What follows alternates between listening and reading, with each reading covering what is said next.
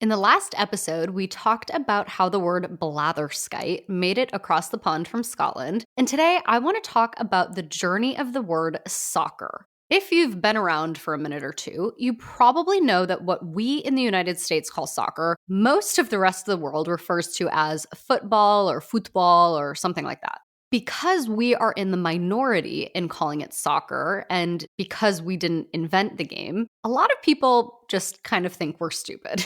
Everyone else calls it football, why don't we? I became interested in this when I watched The English Game on Netflix. It's a mini-series about the early days of what I'm going to call soccer because I'm American. And it's only a couple of episodes, but it's by Julian Fellows, who made Downton Abbey, so you know it's good. And it's basically about these posh British schools who turned soccer from a kind of backyard game where everyone had their own rules into a proper standardized sport.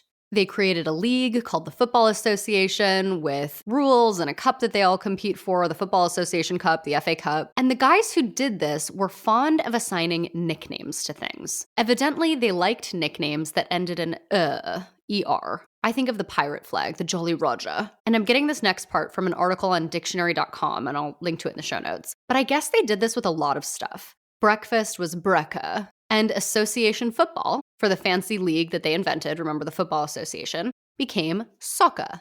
If you think of the spelling of association, ASSOC, that's where they get the sock for soccer. And there are written references to soccer dating all the way back to 1885. So this is their word. The guys who turned football into a sport, and the guys who came right after them, they're the ones who created the name soccer. So how did it get to us, and where does our football come in?